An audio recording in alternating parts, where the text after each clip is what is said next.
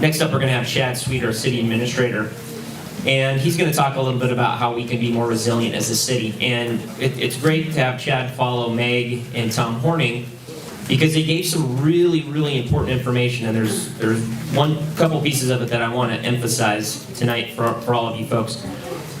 You hear a theme of what's the most likely scenario? What scenario do we want to prepare for? And you hear about the medium to large size event. Well, obviously in any size event, there's going to be a lot of damage. They just told you about a lot of the homes that may be destroyed and infrastructure. But as human beings, we can survive. We have areas in Gearhart that have high ground. And it's important that we educate folks on where you can evacuate. And we want to make sure these evacuation maps are updated, and we want to make sure they're clearly marked where people can evacuate. There's several places to evacuate for folks that live in West Gearhart, and several places to evacuate for folks that live in East Gearhart. So we want to make sure that we prepare for the most likely size event. And the good news is we can survive. And Chad's going to talk to you a little bit about how we can survive. So Chad's going to go over two things. How can Gearhart become resilient together? And how can we fund a new emergency response and resiliency station? So I want to give a warm welcome to Chad Sweet.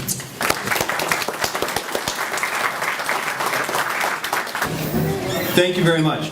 So we've learned a lot about the tsunami. We've learned a lot about what we can and can't do. But what Gearhart City Council really wants to do is increase resiliency across the board. And that does include a new fire station. Being able to give our volunteers and our firefighters the tools to be able to respond to you on a daily basis is very important. Or on the 2007 storm, we remember that. We learned a lot of lessons from that, and we've done some things to prepare for that. If you remember, we were without power for a week, trees were down everywhere. We now store fuel. We now have a plan that incorporates the things that we learned there. We learned how to get rid of a lot of the spoiled food that was in people's houses. And we've got power generation available now, so we've learned some things. The City Council wants us to be able to recover from all types of catastrophes and respond to daily emergencies. A new station will increase our ability to better respond to disaster scenarios. More resiliency equals more capacity to save lives, faster economic recovery. It's not just about the tsunami. If we can get back up into business, our downtown businesses will be able to start selling coffee again. They'll be a part of this. If we can have a fire station and a group of people to help get us back into shape, whether it's a storm, ice storm, tsunami, then we're able to have dance classes again. We're able to go to the bowling alley. Those things are important to those people who own those businesses. So there's also an economic impact. An earthquake scenario, roadways may be intact. Clearing of roadways will be a priority. George Priest says, yeah, there's going to be some roadway damage around here for tsunami and a big earthquake. And it's probably going to be a big earthquake. We're not exactly sure what size tsunami is going to follow it. But the whole area is going to move. It's not going to be like Alaska where you have these fault lines and you have these giant areas where you won't be able to drive through. There will be, and we should be able to move around a bit. Is it possible that the worst case scenario might happen? Sure, but it's more likely something more manageable to happen. Again, 50 feet. McCormick Gardens Road, we've talked about that area behind us as far as tsunami. Remember, subsidence is kind of a big deal also. The ground's going to come down a little bit. And those of us that have been back in McCormick Gardens Road quite a bit, you know it's already swampy back there now. Well, it goes down 3 feet. It's going to be a permanent lake, a new lake. So evacuating back up into that area where it's first going to flood is problematic. We've also heard some things about multiple stations, smaller stations spread around town. We've discussed that with some fire professionals out of Portland, an ex-fire chief out of Portland. And a lot of smaller stations spread without town is just not economically feasible. It's expensive to build buildings, and if you're going to do it once, great. If you're going to do it 3 or 4 times, it's much more expensive. Not only that, some of those things are a little misrepresented. Those of you that have ever been a volunteer firefighter or a firefighter, you have to know where to respond to. If you've got your trucks and things spread out throughout a community, where do you go when you're going to go, heart attack call? Do you go get the rescue truck that's over there? Where are the other people going to follow? we have to think about responding to people on the average everyday sort of scenario. We've had 485 calls this year, right? Or last year. Those were 485 scenarios where people needed help. And we got there pretty quickly. We do a good job with our fire department here. So we have to be centrally located and able to respond to those sorts of things on a daily basis. Can we prepare? Peace of mind. This is not an impossible situation. Throw the worst case, most likely scenario at us. Yeah, it's going to be difficult, but we'll make it. We've got some pretty scrappy people. If we put the fire station in the right place, they'll get there. You'll get there. People came out of the woodwork in 2007. Everybody grabbed the chainsaws that had one, started cutting, coming together. I met some pretty neat people. Took me a while to get here. I had to cut my way out of my neighborhood. Took us about half a day on the one road, Mannion. But we got here. And these folks, again, they're scrappy. They'll get here. Cannon Beach, Seaside, they have both recently hired emergency managers. This is a cultural change. This is starting to take effect. We're no longer ignoring it'll never happen, okay? We've got a lot of good science now that shows that it will. And we shouldn't say it's only going to be the worst case scenario. That sells books, and that turns the media on to big, gigantic stories and gets us all excited and sells advertising. But that's not the case here. We can survive. I've been impressed with what Cannon Beach and Seaside has been doing. They've got a lot of small projects that they're trying to do. They've got foodstuff stored. They've got emergency medical. They've got a medical reserve corps that might not even have anything to do with a tsunami, but has to do with all the other type of calamity that we can get ourselves into, whether it be a school bus or a bus or an airplane or all the things that can happen. They've got a group of volunteer people that are a lot of retired type of professionals around here that can offer us some great help. A lot of retired nurses and doctors around here. We have medical supplies stored around town. I don't know if you know that. We have a group of CERT volunteers, mostly nurses and practitioners, that have come up with and done a very good job of spending very little money and having a whole lot of supplies stored up at high points around town. So that if something did happen, we're able to respond. And I'd like to thank the CERT team for the work that they do. They're a group of individuals that have been...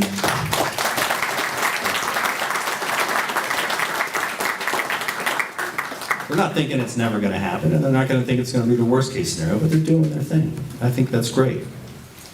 Connex boxes. We're working on a project right now. The city of Gearhart has funded a couple of Connex boxes, which is that big giant thing that's out here that's sealed up, usually on shipboard containers. We're buying 2 more. We're going to put them up in a high location. We're going to store some food stuff, some water purification equipment, some tarps, some things like that. We used a ton of tarps after the 2007 storm. FEMA came by, dropped off. We don't even really know where they came from. There was Dutch cooler, bless his heart. Won't ask many questions where he got the materials, but we had tarps. We had the tools to be able to help protect our property and got us up and going much faster. Resilience. What is resilience? Again, it's a planning environment. Resilience refers more or less to the ability of an organism or community to withstand and recover normal functioning after disturbance. Really quick slide here. This is called a resilience bell curve. All right? We have over here on the left-hand side the initial condition of the community. Then we have some sort of an event. 2007 storm, tsunami, or what have you. We have then 3 arrows: high resilience, low resilience, and no resilience at all.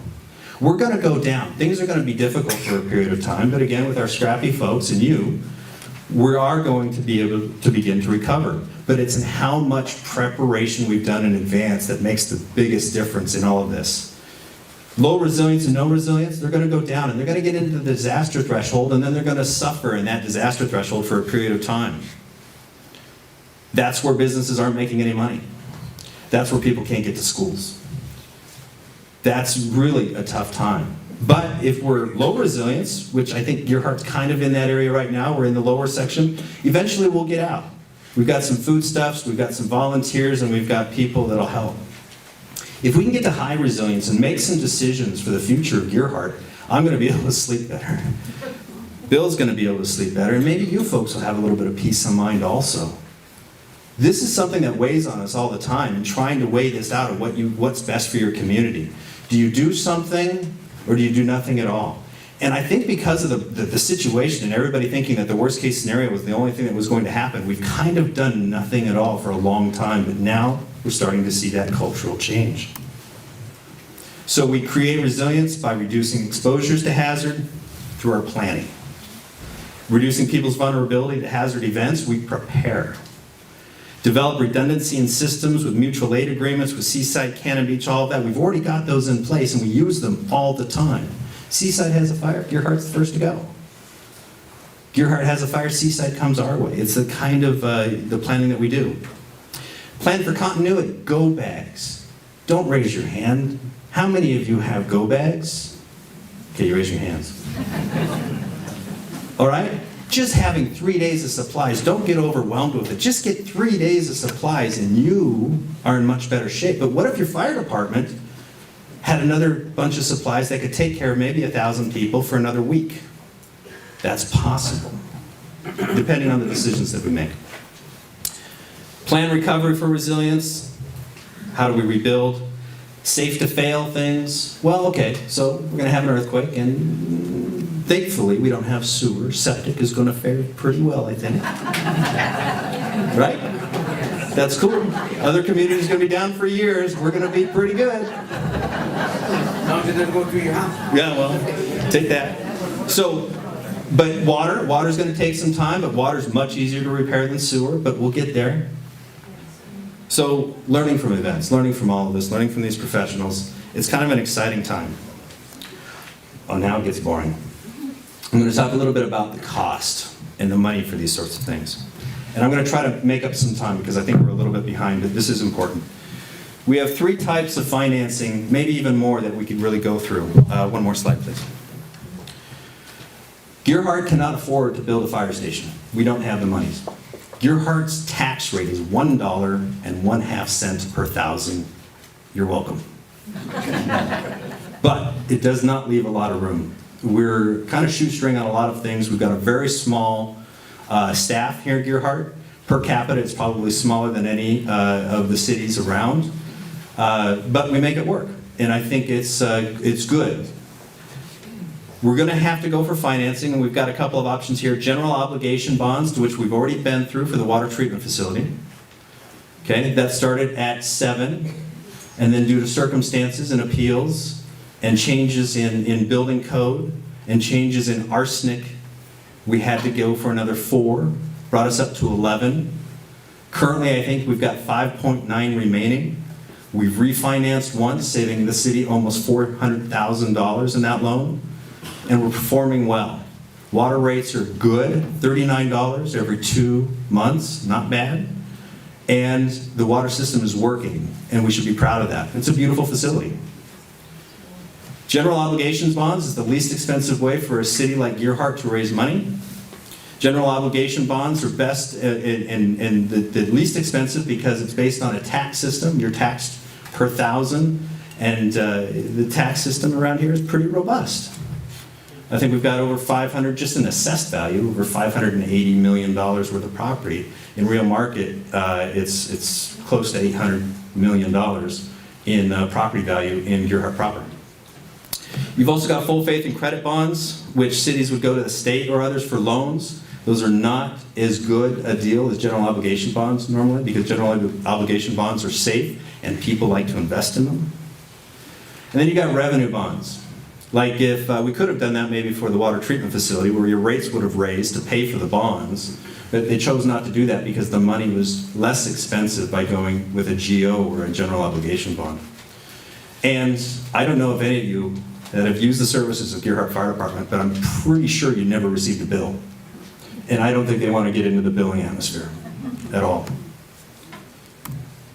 So current debt service, this graph shows kind of where we've been, starting back in 2006. And right now, as things stand, in 2000, sorry, this is even really small for me, time for glasses, Chad. 2025, our rates will go down from, this is addition to our taxes, the $1.50. We pay about $1.30 per thousand for the water treatment facility. In 2025, that'll go down to about 40 cents per thousand. So we're starting to knock it down, and I'm going to start looking at, thank you, Matt. Made it big for me. We're going to start looking at refinancing some of those bonds also to hopefully save our money because the interest rates are looking pretty good. And the neat thing about general obligation bonds is they seem to like tumultuous times. The rates stay low. Well, here we are. Estimated cost range, if we were to borrow $6 million for a fire station, starting at 2020, ending at 2040, it'd be about 66 cents per thousand. I put $11 million up there as another opportunity because we're not sure. We have to get into some negotiations depending on what site we pick. I don't think we're going to get close to $11 million, but I wanted to have the top of where I think we might be. And so that would add about another $1.21 per thousand if we had to go all the way to $11 million, which that's not something we're heading in the direction for, but that's going to be some decisions that you're going to have to make. Cushion the interest of where it's currently at, plus or minus 1.5%. Interest about 42 or 4.2 million versus 7.7 million. I'll be available for questions afterwards, and we'll have these slides in there. I will get into more detail later. So debt service, 6 million, 5.19, all inclusive.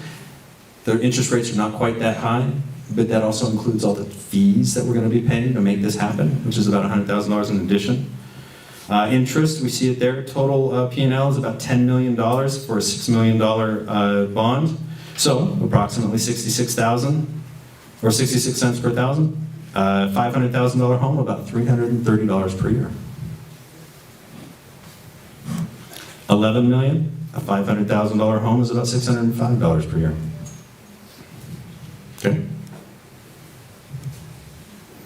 So a total construction for a new fire station built with the new requirements, which are quite heavy. This is critical infrastructure. This is not like your house.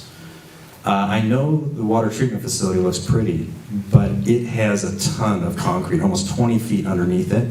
Plus the tennis courts have over 60 stone columns drilled down over 40 feet each underneath that tennis court to hold it up in case of a little bit of shake.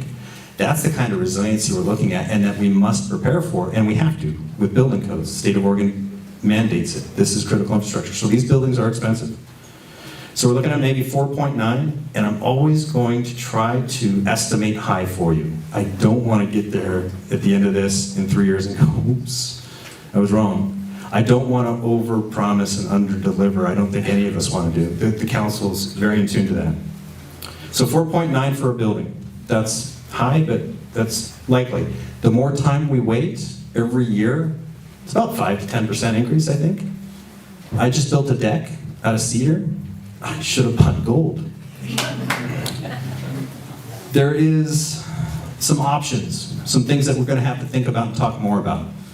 The fire engine, we have one that needs replacing. NFPA dictates that, so we may have to add in another $500,000 for a fire engine. Most expensive car I've ever driven. Another option is City Hall remodel. We're not talking about adding City Hall into this at this point. We want to concentrate on a resiliency station, not a City Hall. City Hall, we can make that beautiful 1970s building work for a little while longer. And I think with $200,000, we can also expand the meeting room. We can add a couple of offices because we are growing slowly. You've seen that temporary building that we had to put out there. And get rid of that temporary building and make City Hall work for some years to come. So we have to replace it. Cost of issuing bond, about $100,000 total.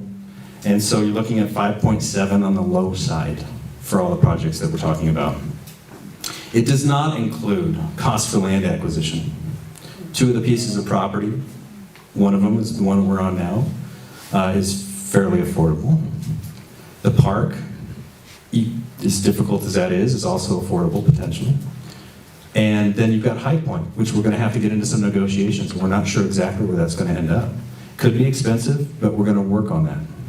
So we don't know exactly. Cost of earthwork at the current Pacific Way location, this location here. I don't know if you know this, but we are on fill. look at, when you leave or you drive by in the daylight, look at Trails End Art Center. That's real Gearhart. That's where Gearhart was way back in the day when you look at those old pictures and the wooden walkways. And it's hard to recognize because we don't see the dip. That's the dip. This was all built on film. We don't quite know what's underneath it, but we know the walls and this fire station doesn't like it. So we're gonna have to dig down, rebuild, and take care of that. And we'll go into it a little bit later, but it'll also be, how do you operate a fire station when you've destroyed your fire station after knocking it down? So we're gonna have to build some temporary structures in this location. Somewhere we can house the fire station, and maybe Public Works can use it again in the future. I think that would be the way to go. It'd be a prudent way to spend money. But maybe build some pole barns and things like that, put fire trucks in them, design the station, do the station, and then move the trucks out of the pole barn, back into here, and then go ahead and give that back to Public Works with some new facilities. So it's definitely, this is one of the more expensive places to do what we need to do. So what have we learned so far? I got that part, Chad. Matt's got this part. Chad, Thank you very much.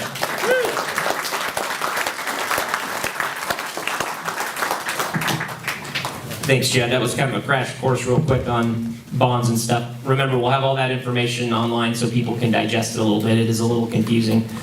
But I just wanted to do just a quick recap. We just had some wonderful speakers. Over the last 3 years, the committee has done an excellent job of researching, working with some of these state agencies and experts to do some research. And then we learned a lot so far tonight as well. So what have we learned so far? Well, regardless of where you would want a new fire station, the current fire station was built in 1958, and it needs to be upgraded, bottom line. Doesn't matter, considering different locations, but just this building itself needs to be upgraded. We also learned about the most likely tsunami event. Gearhart can survive a medium to large tsunami event scenarios. We can find high ground and we can save lives. It's possible. One thing we learned from Meg and Tom Horning, this is very important because a lot of people can't conceptualize how a tsunami would come in. Tsunami will likely not cause a giant wave that crashes over the dune, but more likely in Gearhart, a surge of water that floods the low-lying areas first and then rises to a certain height. So when we talk about what height that might rise to in a medium to large event, I believe Tom Horning said around 50 feet, so that means the flooding will go up to 50 feet. It doesn't mean a giant wave that crashes over the dune area. Talking about resiliency a little bit and in evacuation, Marion Avenue, that front dune ridge there and part of Ocean, is likely high enough in some areas to avoid flooding. So that's why if you look at your evacuation maps, there's evacuation spots in that area. There's other evacuation spots though as well, and you want to be aware of where you live, particularly the best and fastest place to get to high ground. Obviously there's going to be a lot of damage, but if we can save some human lives by educating people where to go, and you can get with your neighbors and everybody and find out what's the safest place for you. There's evacuation areas on Summit Avenue, as well as on the east side of Highway 101 as well, if you can get up to that higher ground and avoid that flooding. One thing that we do want to touch on a little bit that the committee has learned through Tom Horning and some of the others is that if an event happens, a tsunami happens, the water in this area here, where Tom Horning said a lot of the flooding will occur, will recede after about 3 or 4 hours, okay? So once that water recedes, people that made it to high ground are probably going to need some emergency response and medical attention. So that's where our CERT team, that's where our Gearhart volunteers, fire department will kick into gear and hopefully save some lives. Emergency headquarters and event coordination is a must. We heard that from Meg Reed tonight. What other cities are doing to be more resilient. And one of the reasons we'd like a new fire station is to have an event coordination and emergency headquarters. that could be in a place where people could come for medical attention. It can be our, is it EOC? EOC headquarters, command center. It's also, folks, one thing we have to think about, it's also about how resilient we want to be. And it's really up to the public to determine that. Do we want to prepare for the most likely scenario? Do we want to just give up? That's a decision that we have to make as a community. Really, what event we want to prepare for. So let's talk about some new locations. What this new station will be? Well, it'll obviously be a home for our brave Gearhart Volunteer Fire Department. It'll be a home for our Gearhart Police Department and emergency responders. It could be storage of emergency medical supplies and equipment. And like I said, it could be headquarters and a gathering spot for city emergencies. Not just tsunamis, but any kind of city emergency, storms, or anything else that might happen. What the new station will not be, it will not be new offices for the city administrator and staff. Sorry, Chad. You're not getting a new office. I was working it. And you're not getting one with an ocean view, sorry. It will definitely not be a new city hall like was proposed in 2006. Many of you might remember a fire station was on the ballot in 2006. It was a gigantic deluxe station, had a town hall in there. It didn't look very Gearharty. Didn't have that character.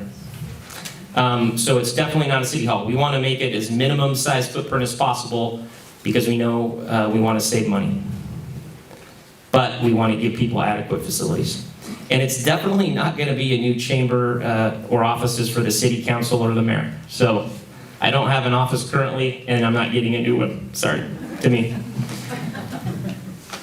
Okay, we're going to talk about 3 concepts now for emergency response and resiliency station. Our first location, oh, sorry, got one more slide. Just really want to quick touch on some of the locations the committee did not choose and why they did not choose them, because this is something I get a lot. Why wouldn't you build one over here or over there? So I want to talk about a few things, and some of this has been covered already. The East Gearhart hillside, where Tom Horning talked about earlier, the committee did not choose that location or did not put that in their top 3 because it's isolated due to permanent flooding in case of a tsunami, so it would be impossible to get to or get out from. Some of the areas, as Tom Horning said, are prone to slides. And then also, the cost of a causeway or infrastructure, a road to get up there, would probably be too high. It would probably cost double what a station would be over here. Also, Highway 101. There was property on Highway 101 they considered. The unfortunate part about Highway 101 is it is in the tsunami inundation zone. We already have a location right here that's in the tsunami inundation zone, so it wouldn't make sense to buy another piece of property that's in the tsunami inundation zone if we've already owned a piece of property in the tsunami inundation zone. So if we choose to want to rebuild here, it would make more sense than buying another piece of property. Third location that they decided wouldn't be adequate would be over by Delray Beach Access Road. A couple problems with that. It's too remote of a location. It's got poor access to the majority of the community. It's also too close to Herdick Satellite Station, which is on Highway 101. And then the property also might not be available. They may be building a housing development there as well, so we might not be able to acquire that property. So first up, we have Gearhart Park Station. I'm going to tell you a little bit about Gearhart Park Station.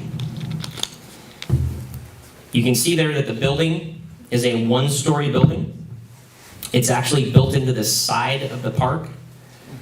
So it would be built on the east side of the park, right on Marion. So there would actually be a subterranean garage driveway to pull vehicles in.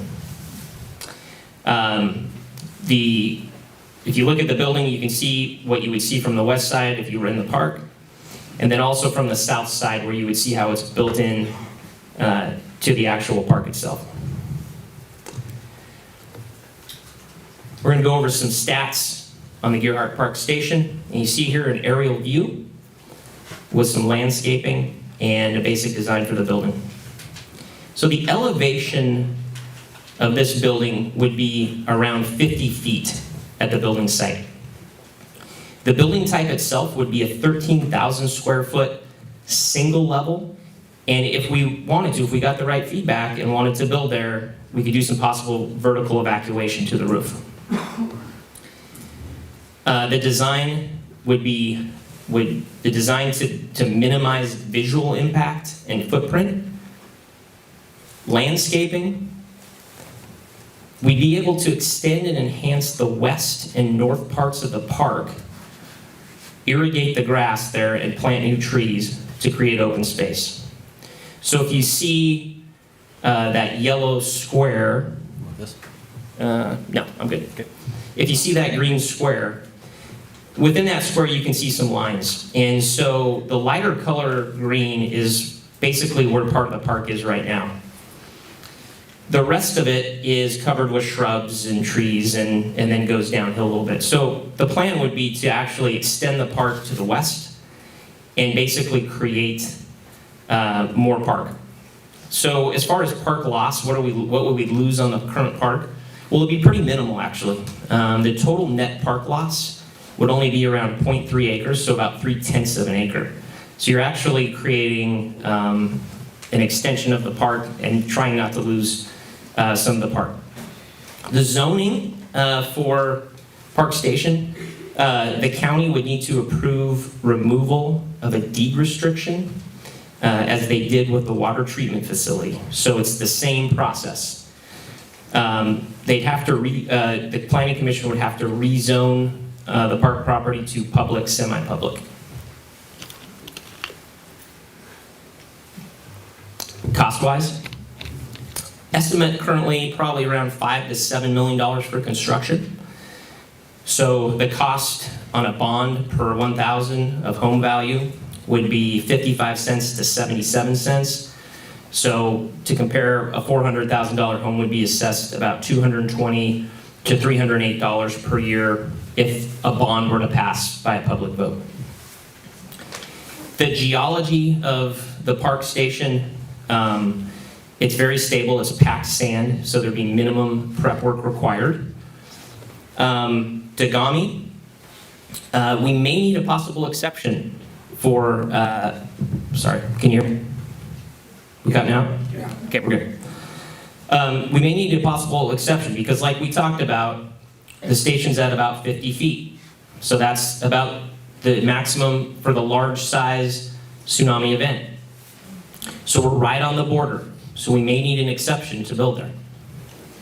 Proximity to the population and volunteers is very good. It's fairly close to where we're at now. It's got good routes and easy to get to. Resiliency-wise, it's fairly good. Most likely would be high enough to not be flooded by a medium to large event. As I said, it's right on the cusp.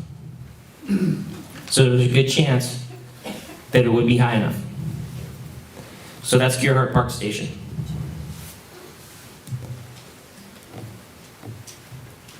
Location B, Pacific Way Station. That's the current location right here. That's if we built it right here. Elevation, we're looking at 25 feet at the building site. And before I get into too much here, I do want to give a special thank you to Candace Smith. So Candace actually did the landscaping design for this location, and we asked her to do that because if you look across the street, there's some landscaping that's going to happen right on the sidewalk there. Candace and the Gearhart Homeowners Association are the ones behind that, and Candace designed the landscaping for that area. So if we built on this current location, we'd want the landscaping to match up with what it looks like across the street to make sure it looks great. And so thank you to Candace for doing the landscaping illustration for this particular location. And if it does get chosen, we'd want her to help design that. So the building type for this location, 13,000 square feet, may require 2 stories to accommodate public works. The other thing we have to look out for, like Chad said, is building a temporary structure and facilities would be required during construction. So obviously, we build on this location, we have to find a place to house the volunteers in the meantime and the equipment. Once again, the design, it's designed to minimize visual impact and footprint. Landscaping, like we said, we would plant trees and shrubs to minimize impact and to match the landscaping across the street. Zoning, don't have to worry about zoning because it's already zoned correctly, so no rezoning required. The cost estimate for this location would be about 6 to 8 million for construction. One of the reasons it'd be a little bit more is that we'd have to create some temporary facilities, which is doable, but it would cost a little bit more money. And so for that amount, for property taxes, the approximate cost per thousand of assessed home value would be 66 cents to 88 cents. $400,000 home would be assessed at about $264 to $352 per year if a bond were to pass. Geology, so Chad talked about this a little bit. This location is built on fill, so it may require extensive site prep to meet seismic code. That's still a possibility. It would just probably cost extra to make sure that that's done, but certainly doable. Degami, an exception would be required because of the height at 25 feet. Proximity to population and volunteers, obviously very good. We have very good response times from this location. No issues there whatsoever. Resiliency. Resiliency in this location is obviously fair, but it's most likely would be flooded by a medium to large event. So that's one thing that we have to consider. How resilient do we want to be? Tom showed a slide of a large event and how high the water would be. So we do have to take that into consideration as well. And it's just going to be a matter of how resilient do we want to be. Okay, last but certainly not least, we have High Point Station. High Point Station would be built on a hill, which is literally the highest point in Gearhart, and that's why we call it High Point Station. It's a wonderful place to evacuate. It's very close to the Gearhart condos. It's right across the street from the golf course, and it's by the sand trap. You might see me there. So let's talk about elevation at High Point Station. High Point Station, we're looking at 62 to 65 feet high at the building site. Building type would be very similar to if we constructed it here because of the footprint size that we're working with. So it would still be a 13,000 square foot double level building most likely due to the geographic constraints. It's also designed to be minimal visual impact and footprint. We want it to fit in with the neighborhood. We don't want it to stand out. It's got to look like Gearhart. As with the other locations, landscaping is very important. We would plant trees and shrubs to help minimize impact with neighbors and create as much of a residential feel as possible. Zoning. We would need a conditional use from the Planning Commission for government facility, which is possible. Cost would be similar to this location here. It would be about 6 to 9 million. We wanted to put a little bit extra just depending on the construction costs, and obviously we also have to acquire the property. And like Chad said, if this is an area that people want to go for and select this location, then we would get negotiations about the property costs. Property taxes, cost per thousand of home value would be 66 to 99 cents per thousand.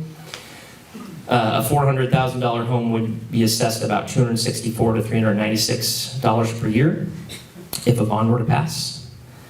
Geology is very stable. It's packed sand again, so it would be minimum prep required.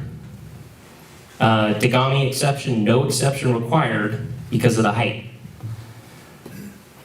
Proximity to population and volunteers, still very good. There's some main arteries, roads in that area, and it's definitely accessible. Resiliency is excellent. It most likely would not be flooded by any size event. Maybe the double extra large 70-footer, but Tom said that's not going to happen, right, Tom? So for probably 95 to whatever percent, it's going to be relatively safe. So those are the three concepts that we have.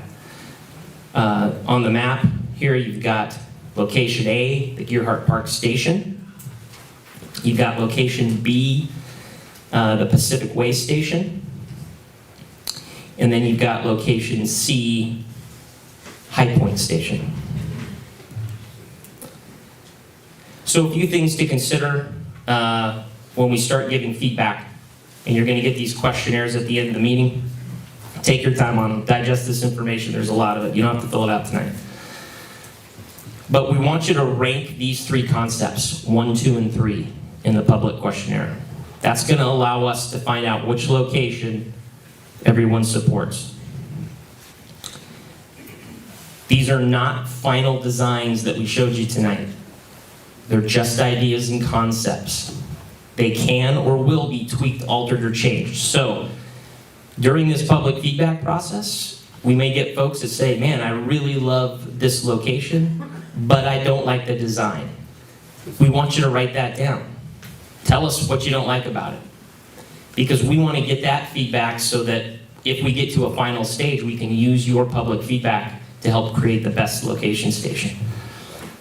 You may love a design, but not quite love a location, and you might know of a location that's a couple blocks away that would be better, but maybe in the same vicinity. We want to hear about that. When you're ranking these locations, let us know what else you think. Let us know what could be better. Again, these are just concepts so that we can get an idea of what location everyone will support if we were to put a final design in place. At this point, there are no bad ideas. Let's have constructive dialogue on any of these locations. We don't just want to know which one you don't like, we want to know which ones you like and why you like them, because that's going to help us get to a final location and design that's better. Let's try and work together to get every resident of Gearhart to get the correct information and fill out the questionnaire, so we can find out what our community truly wants. So it's really up to all of you, it's up to the committee to make sure that everybody that you know fills out one of these questionnaires. We want to get an accurate account as possible of what the public would support and what the public would vote for, and if it would pass a vote. So we need all of you to help with that. I do need to address one thing.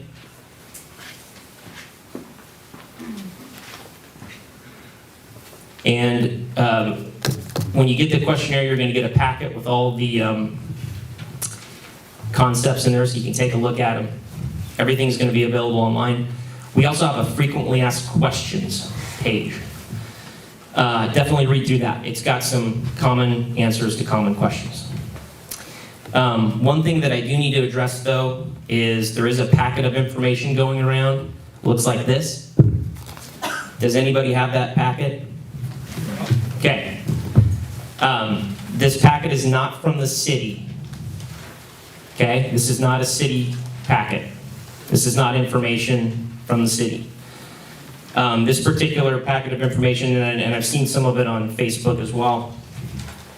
This is from a gentleman named Stuart Emmons from Emmons Design. He's got some beautiful pictures in there, but they're not accurate. They don't reflect the concepts that we had tonight. And none of the information in here has been vetted by the DLCD, Dagami, Tom Horning, Chad Sweet, Chief Eddie, or anyone on the committee. So, not saying there's all bad information in here. There might be some good stuff too, but I just need everyone to know it's not from the city. It's from a resident or private citizen, okay? So just to let you know. A few people came up to me before the meeting and asked if this was from the city. So, want to get that straight. So, okay, public feedbacks and question session coming up. We want to hear from you folks. So, here's the deal. People have filled out an information card with Christy. Folks that filled out that card, I'm going to call up each person up to the podium to give public feedback on the record. It'll be on video and on the public record.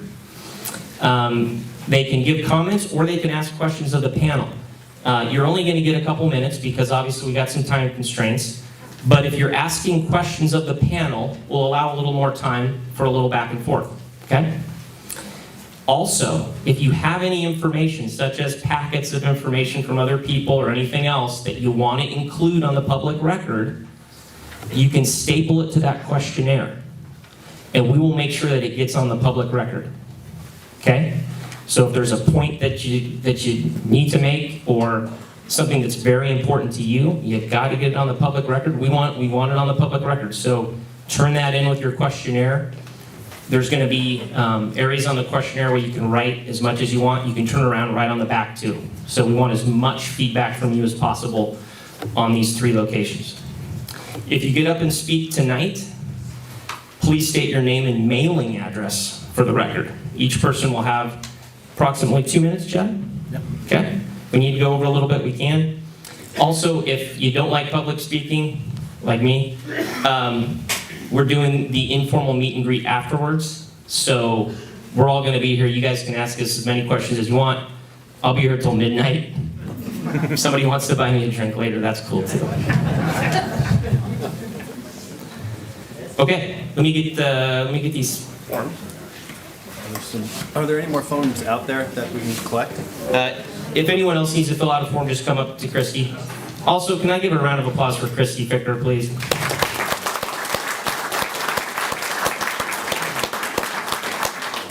So, Christy had a long day today. And thank you very much for being such a great part of this and such a contribution to the community as well. Okay, so first up, to kick things off, we have Mr. Gary Gillum. Gary?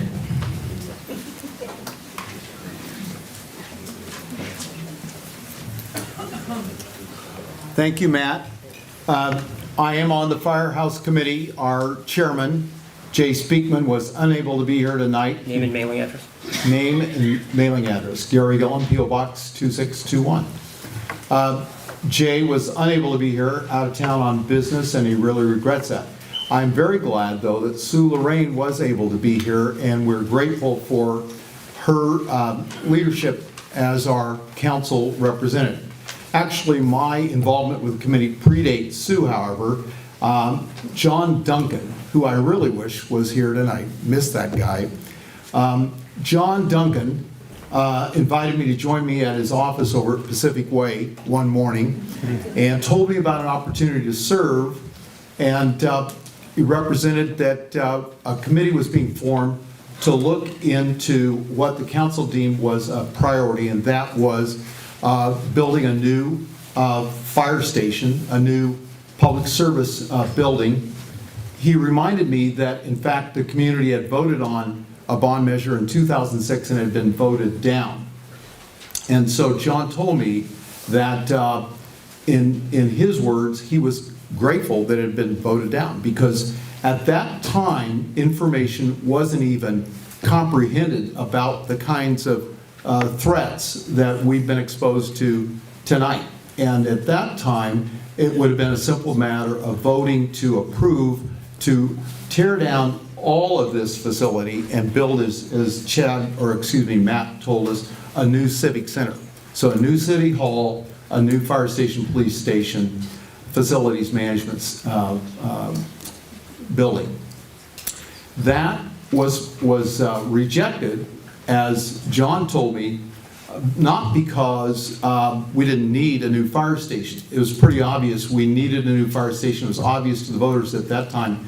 But the voters rejected the idea of building a new grand, and that pretty much was the term used, grandiose palace of a new civic center for the little town of Gearhart. So John really explained to me that was the reason it was rejected. I went out and did some further research on my own and pretty much found by looking at things like letters to the editor, speaking to some of those people that were still around, that yes, it was well recognized that the fire station that had been built, in 1959 was well beyond its useful period of time. I also talked to Chief Eddy and told him that I was getting involved in this and what did he think about it. And he said, well, he thought it was pretty obvious that we needed a new station for the reasons that he shared tonight. But he also said, but I really wouldn't want to see this effort undertaken if there wasn't an absolute certainty that it would pass. Because these volunteers, this asset that we've got in this community, was really kind of depressed and demoralized by that rejection at that time. So I think that's well worth understanding. So I'm just here to tell you that it's taken me about 3 years or more to get to fully comprehend the information and much more that will be shared with you, that's been shared with you tonight. And it's important, it's critically important that you try to absorb as much of that information as you can, for the simple reason that the decision rests with us. The decision rests with us. It's ultimately not going to happen unless it's passed, and we've got the time, and we're going to take the time to get that information absorbed and your response in a total transparent manner. And I'm grateful for the time to have been involved in this. I've grown in my gratitude for the service of the volunteers, and I've been really grateful for the time to get to know some of my fellow citizens here. And thank you, Matt. Hey, thank you, Gary. Thanks for all your service on the committee. You guys have all done such an awesome job and worked so hard. Real quick, folks, if you're not sticking around for public feedback and you do need to leave, Christy has your packet with your questionnaire. Please grab that on the way out if you got to take off, okay? And next up, we have Marilyn Gilba. Another committee member. Oh, whoops. I'm trying to get back. Oh, that's my glasses.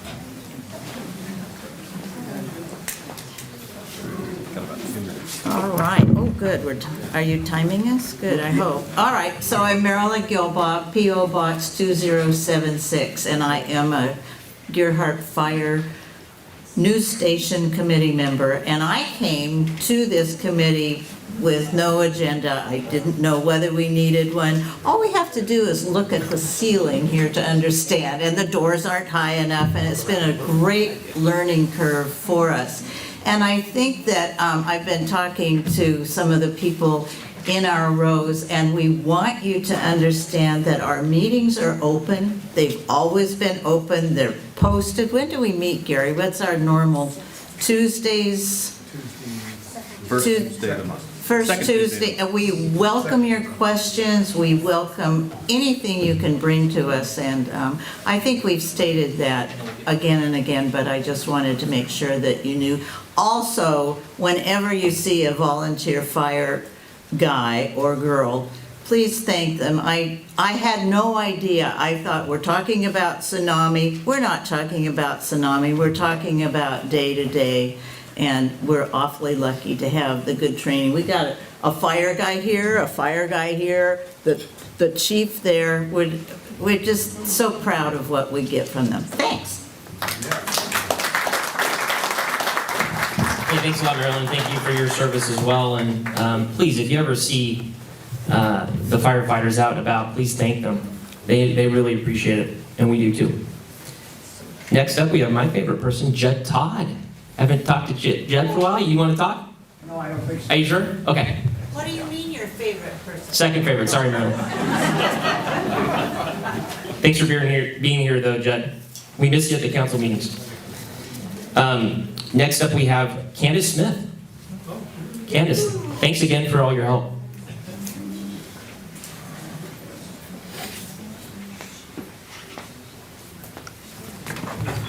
Candace Smith, P.O. Box 2863. I'll be real quick.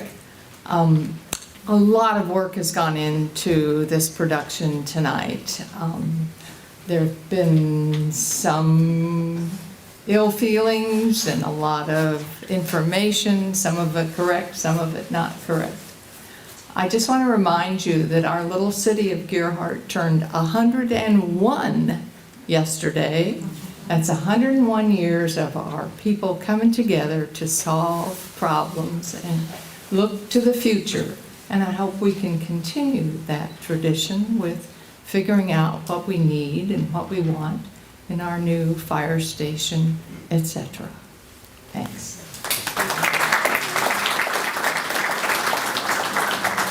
Thank you, Candace. Thanks for reminding us too about the birthday. Candace was on our birthday 100th committee for last year, and so she planned a lot of those great events that we did, so thanks for that. Next up, we have Anita Barbie. Hi, come on up. I have a loud voice. Well, We need you here though because the microphone is hooked up to the camera. So we can hear you on there. And, yeah. Go ahead. Well, before I heard all this. Name and mailing address. Oh, Anita Barbie, and I'll give you the, can I give you the, I put it on there. Yeah, go ahead. Just for 11626 Southwest Military Lane in Portland, because that's where we get our mail. Okay? Yep, perfect. Are you We'll asked? keep you in touch. Mike said just. Okay. The reason I'm up here is because I was concerned. I only understood about one of the sites that was being proposed for the new fire department. And I didn't have any doubts about, after learning a lot about what was going on here and what we need. It sounds like we do definitely need that to be upgraded appropriately. But I was very concerned about Miller Park. I was very fortunate to know Leslie Miller and was one of many, many children who she took under her wings, not just in Gearhart, but in this end of Clatsop County. And she wanted this site that she put together in that park to be available to the public, no matter where people lived. They could come from anywhere and be there and enjoy the ocean. And it was it was just a really wonderful. She was a wonderful person. She included everybody in any kind of entertainment she did in the summer for children. And it was really a treat to be alive when she was alive. And so I'm just saying I would like us to really examine the sites carefully with this. It would be a terrible thing to lose the park if we have the possibility of an alternative that we should look at. Thank you. Thank you for that, Anita. That was really good information. Thank you very much. Next up, we have Catherine Gimry Wolford. My family's lived in Clatsop County for 128 years, so I have a deep interest in this area. There's two things I want to just point out, and I do not support the location at the park. And I'm glad we had handouts by someone other than the city. Because when Chad talked about removing a deed restriction, he didn't say what the deed restriction was. And information on Facebook and on the deed said that every part thereof of the park should remain a park and for no other reason. And since it was deeded to the city for this reason, I think it should remain a park.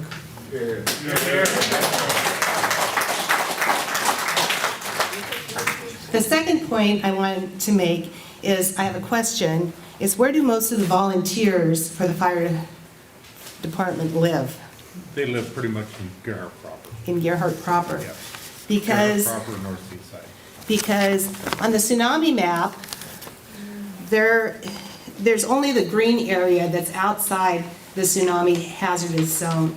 and it's not considered as one of the 3 final decisions.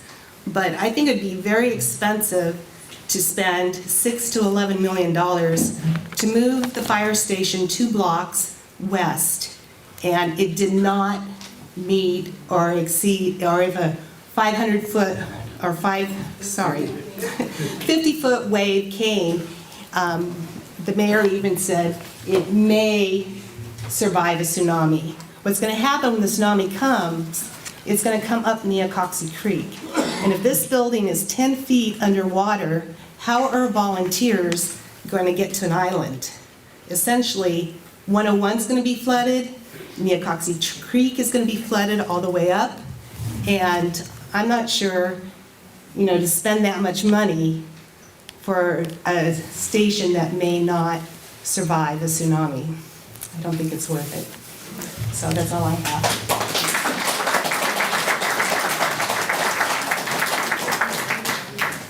Thanks for that, Kathy. And just to remind folks too that when they're looking at the higher locations, the water will recede after 3 or 4 hours. So there will be hopefully some people that get to the station before that, but then definitely after that when there's fires and other emergency stuff too. So definitely take that into account. And next up we have Stuart Emmons here. Stuart? Thank you. Thank you, Mayor. You're welcome. Good evening. Thanks for sticking around. My name is Stuart Emmons. My mailing address is 2336 Southwest Osage in Portland. I lived in the North Coast when I was in my early 20s. I've been coming to Gearhart almost every week for the last 40 years. I know Gearhart extremely well. I'm doing projects in Astoria right now. I'm an architect. I have designed 5 fire stations. I have done seismic retrofits. I have talked to Tom Horning, and I really, really appreciate your time enlightening me about tsunamis and earthquakes. I've also been through the Northridge earthquake, which was a 6.7. So I put this folder together, or this handout, because I love Gearhart. I believe that the Leslie Miller Dunes Meadow Park is a key part of Gearhart, and losing it would be a travesty.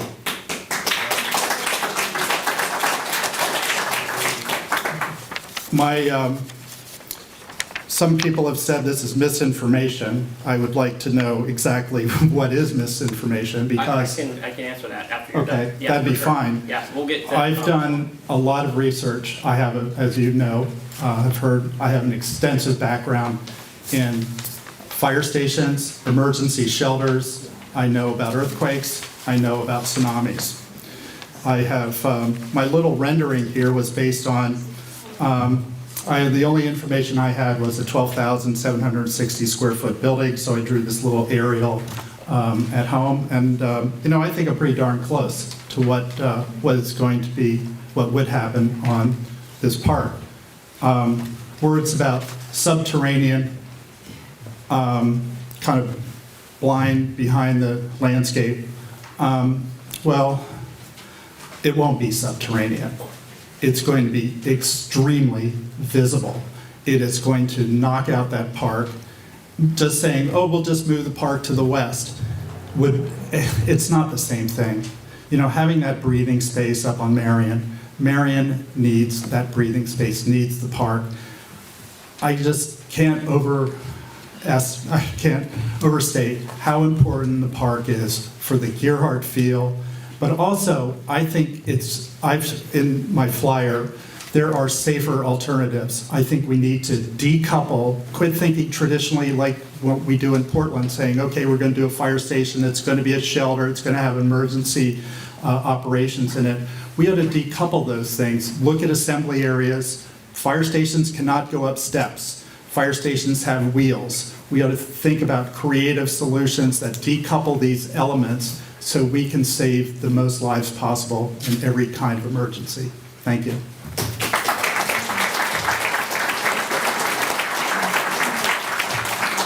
sir. Appreciate that. On your drawing of the park, you had 80 parking spots, and the correct landscape model that we showed today had 23. So I just want to make sure people know the difference. Not disputing your data at all. I know you've got a lot of experience, but it wasn't, the information you provided wasn't vetted by our committee or Tom Horning or any of the other folks that the city's worked with for 3 years. So I just want to make sure people understand the difference. Okay. Okay? Sounds good. Thanks, sir. Okay. And then we've learned some things about, you know, I know you had that assembly area in the back, and so we've learned some things about that low-lying area down there. Decoupling, I really can't, I think there's some good conversation to be had there. I guess one of the main points is that you drew a red fire truck. That was the only problem I had. Because we've been telling kids at the grade school for 13 years now that the yellow ones are faster. But that was better. And honestly, too, Stuart, when you hopefully do this as well, because we know what location that you don't like, I also want to know what you like about the other 2 locations, or if you like the other locations as well. And that's one thing I want to stress, guys, is we understand there's definitely some folks that don't like the park location. Hey, we get it, we understand. But I also want to know what locations you do like and why you like them. And, you know, with information that Stuart can provide and other people, please staple that information to this questionnaire. We still want you to rank the stations. You can rank the park 3rd if you want, but we want to know what you think about the other 2 stations, some suggestions on how they could be better. Stuart having some design aspect, architectural ability. We'd love to see what you would think about those locations and possible ideas on what can make those designs better. So please, give us that feedback. Make sure that you fill out the questionnaire. We've got the questionnaires available here. Christy's got them. Please, try to get as many people to fill this questionnaire out as possible. Let them digest the information. We're gonna be doing this over the next 3 months, so there's plenty of time. And with any of you, please review the information. We'll have it up online. We'll send out a link to it. Should have it up by tomorrow afternoon, Thursday, with the video as well. So, just in closing real quick, again, I want to thank everyone for being here. We learned a lot of great stuff tonight. Thank you all for participating. We hope to continue this conversation so that we can help make a decision for the community, and we need your feedback.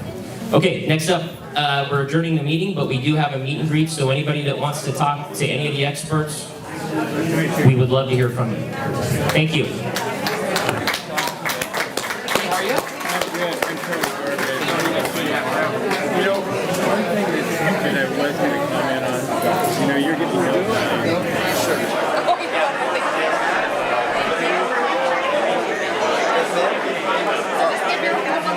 What in the hell was making at the school? I don't know.